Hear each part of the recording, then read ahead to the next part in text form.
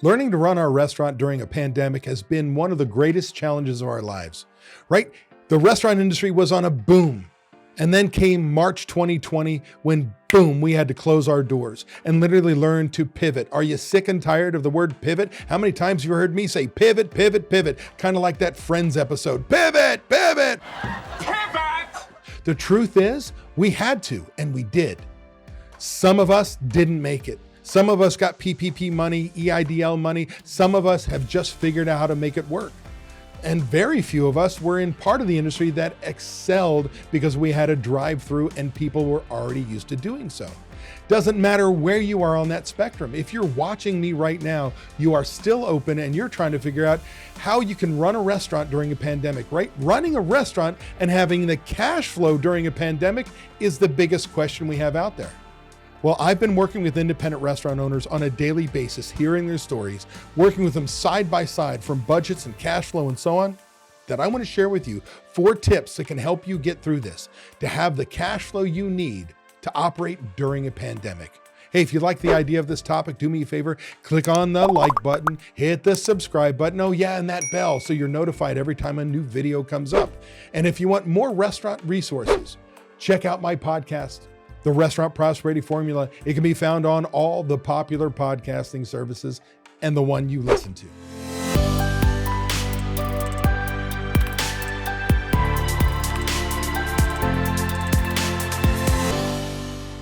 Hey there, restaurant pros. David Scott Peters here, creator of the Restaurant Prosperity Formula, and I feel your pain, man. I coach independent restaurants. I've been doing it since 2003, and I will tell you in my lifetime, I've never seen anything like this.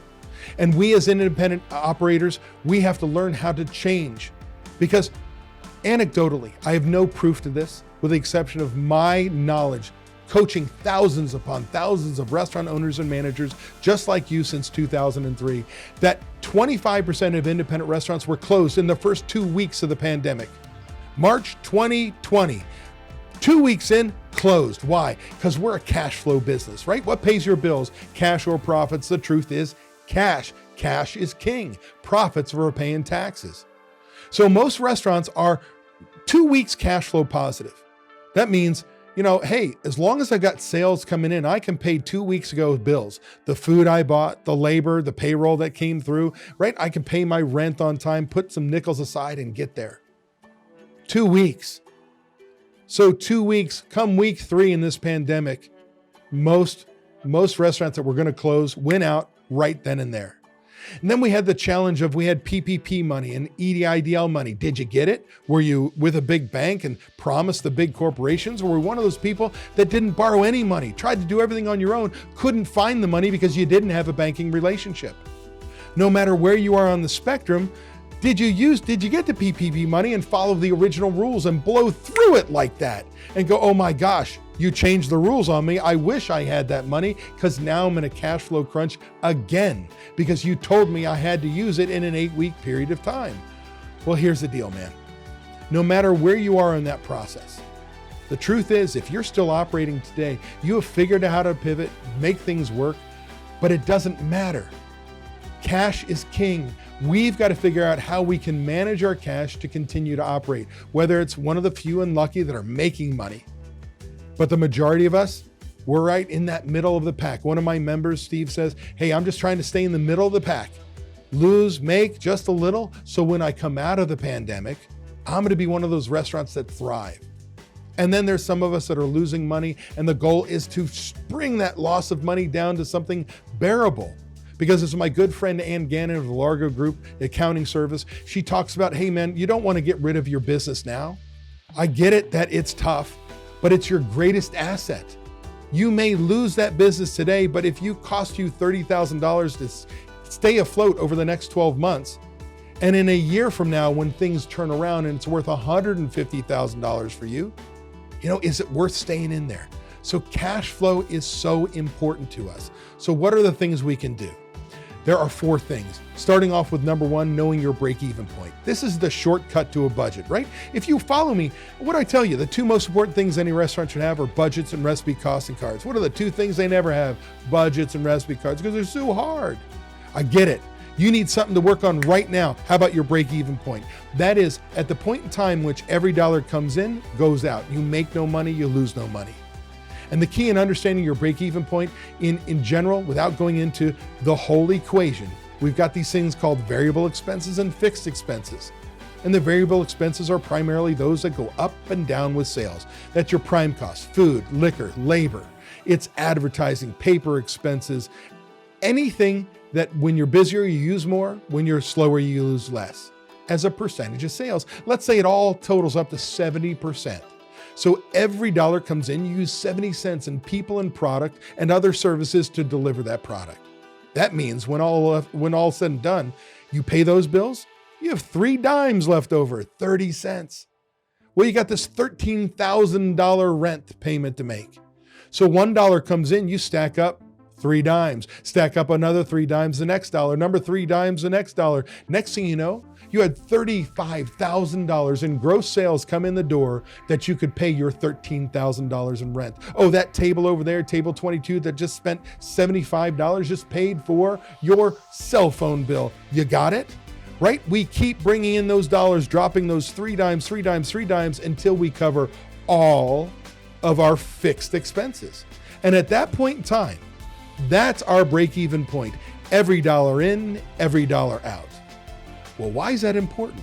Well, when I can become more efficient and see the impact of reducing my food costs and become more profitable sooner, when I can reduce my labor costs, become more profitable sooner, when I get rid of the 3 services that were extra and I don't need right now during a pandemic, and I reduce those expenses and I become more profitable sooner, the sooner I become profitable on the same dollars, I start taking those 3 dimes and they go to my back pocket. I'm at a 30% profit margin after my break-even point. That's huge. So you've got to know where your break-even point is, because that can circumvent or reduce having to create a 12 or 13 period budget. Right then and there, where is it? What kind of changes can I make and the benefits I get from them? Number 2, your menu is on the table, man. If you want to talk about the one thing that you can change to truly give you an opportunity to survive this pandemic, it's your menu. You need to examine everything on your menu. What is your ideal food cost? What happens if I operate perfectly? What changes can I make? Meaning, a typical restaurant runs 7 to 9 points above ideal. If I've got recipe cards and my product mix from my POS system, and I find out that I'm running, say, a 30% food cost, a typical restaurant runs 7 to 9 points above. So you could be running a 39% food cost because you got theft, waste, spoilage. But we also have a menu that may not get us there, because when we do our budget, when we do our break-even analysis, we may say, hey, we need a 28% food cost. Well, number 1, I got to fix my kitchen, and a stellar kitchen will run 2 points above ideal. So that means a 30% ideal food cost will produce a 32% food cost actual. Well, hell, we just said we need a 26.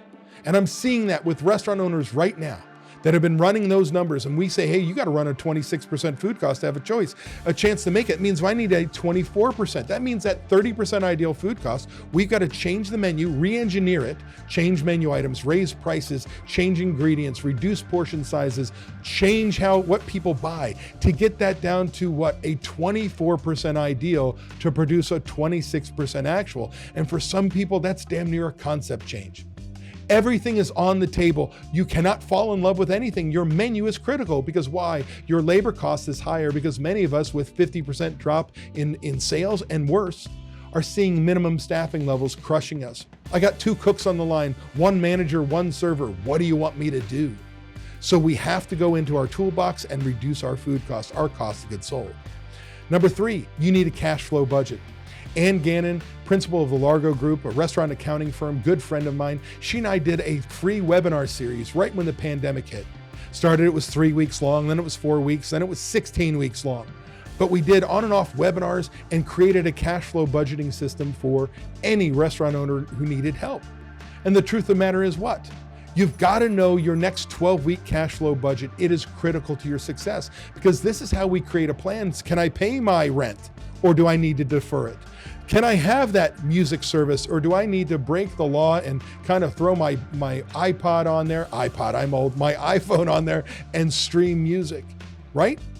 What can I do to reduce those expenses so that I can determine when I can pay my bills based on the sales I've got coming in, because what pays your bills, cash or profits? Cash is king. Profits are paying taxes, so I can create a plan for success, and oh, by the way, have some hope. Hey, when things start to change, when I start to get to 50% occupancy, when I can add this service, ... and I see my sales go up, I can have more money, right, past that break-even point to pay these additional services. Last but not least, number 4, Restaurant 101, but it's changed. See, typically I talk about it, and if you've been on my channel right here, my YouTube channel, you know Restaurant 101, hot food hot, cold food cold, clean, safe worker environment for guest employees, wow customer service, incredible product, great hospitality. But there's been the pivot. Remember that word we hate, pivot. You pivoted. Now we take that cleanliness to a whole new level. Now we're talking about sanitary, COVID sanitary, from masks, PPE, wiping down, sterilizing things, how we hand things to people, right? No touch pizza, ... That matters. And that's a part of your marketing to make people feel safe. It's also understanding we pivoted to go, delivery, takeout. So now we've got to make sure the guest has a great experience when it gets to their home. That means when the DoorDasher shows up at your door, did somebody verify that it is exactly what's on the ticket, that all the condiments are in the bag, that there's napkins, that there's knives and forks and all the things we need. So when the guest gets our product at home, they've got a great opportunity to have a great product, which brings us to, are using the right to-go containers. Because I can tell you, when I used to be a franchisor, Famous Sam's, we had the best pastrami sandwich with hand-cut French fries. Fresh, hand-cut French fries, unbelievable. But back then, because where it really wasn't to go at the time, it was literally, hey, you just needed a to-go box. We didn't care about it. Well, we had styrofoam. And when you put a hot pastrami sandwich on bread in a styrofoam, along with hot, fresh, hand-cut French fries, what happens? While it sits in that styrofoam, all that moisture, steam comes up, it creates this little rainforest. And by the time somebody would get that to their house, they'd have this soggy mess. Well, you got to make sure, do I have the right to-go containers? Did I decide what items travel well and what I'm not going to let you order on DoorDash, Uber Eats, Postmates, whatever service?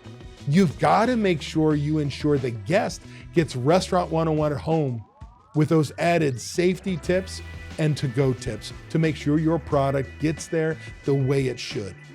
Look, if you want to have the cash flow to survive at the pandemic, the one we're living in right now, because there ain't no post-COVID at this point in time, it's COVID. Know your break-even point so you can see where you can make changes in your business to have the money you need. 2, look at your menu. Everything's on the table. We need to make sure we're working on recipe cards and menu mix and re-engineering to create a menu to a budget number that we need to make money to overcome our higher labor costs. You need a cash flow budget for the next 12 weeks at a time to say, hey, what decisions do I make? What bills do I defer? What do I pay? What don't I pay? Because in the future, I see hope, and that's when I can turn things around. And last but not least, number 4, Restaurant 101 for your new pivoted business with to-go, delivery, and takeout. That we're using the right containers, the right product, and we're ensuring the guest gets a great experience, even and especially when it's in their home and not in our restaurant. If you want to learn more about the concepts that make an independent restaurant successful in any economy, sign up for my 4-part video learning series where I go into all this in more depth. The link is in the description below.